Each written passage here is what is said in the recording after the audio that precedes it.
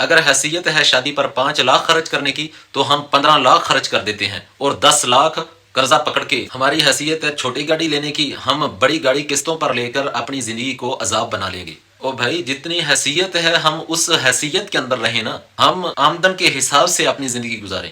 آمدن کم ہوتی ہے صرف لوگوں کو دکھانے کے لیے، اسی لیے تو اکثر نوجوانوں کی دیکھا ہے کہ شادیاں ٹوٹتی ہیں. وجہ بنیادی یہی ہوتی ہے کہ جتنے پیسے ہوتے ہیں، جتنا مال ہوتا ہے وہ لگا لیتے ہیں. جب شادی ہو جاتی ہے پھر جو وعدے کیے ہوتے ہیں بیوی کے ساتھ وہ وعدے پورے نہیں ہوتے. یہ خامد بیچارہ ایک ایک روپے کو ترس رہا ہوتا ہے اور بیوی کو بھی ترساتا ہے. چھوٹی چھوٹی بات پہ لڑائی کرتے ہیں. ایک وقت آتا ہے کہ وہ نکاح ٹوٹ جاتا ہے. کیا فائدہ قرض لے کر شادی کرنے کا، اتنا زیادہ خرچہ کرنے کا؟ جتنی حیثیت ہے اتنا کام کرو.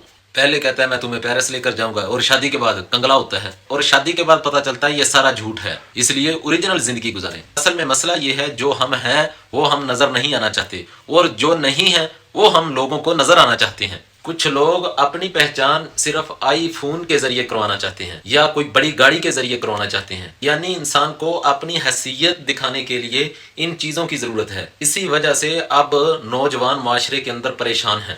نوجوانوں کا بہت زیادہ نقصان ہو رہا ہے. بس ان کو یہی لالچ ہے، یہی تمنا ہے بس آئی فون آ جائے، گاڑی آ جائے. اپنی حیثیت جو ہے اس کے تحت زندگی نہیں گزارنا چاہتے. جو حقیقت کے اندر وہ ہیں وہ اپنے آپ کو نہیں دکھانا چاہتے، جھوٹ ظاہر کرنا چاہتے ہیں، حیثیت سے بڑھ کر ظاہر کرنا چاہتے ہیں. جو خواب ہیں وہ دکھانا چاہتے ہیں. یعنی انسان اب اتنا چھوٹا ہو گیا ہے، اب اس کو اپنے آپ کو بڑا کرنے کے لیے ان چیزوں کی ضرورت ہے. حقیقت کے اندر تو انسان اپنی صلاحیتوں سے بڑا ہوتا ہے. اللہ تعالیٰ نے تو انسان کی قسمیں اٹھا اٹھا کر انسان کی شان کو بیان کیا ہے. والتین والزیتون وطور سینین وہذا البلد الامین لقد خلقنا الانسان فی احسن تقویم، کہ میں نے انسان کو بڑا خوبصورت پیدا کیا ہے. جب اوریجنل ہوگا تو وہ خوبصورت ہوگا. انسان کی حقیقی خوبصورتی جو ہے وہ انسان کا اچھا اخلاق ہے، وہ نماز کی پابندی ہے، اللہ رسول کا پابند ہونا، یہی انسان کی خوبصورتی ہے. اس لیے مسلمانوں، نوجوانوں، احساس کمتری کا شکار نہیں ہونا.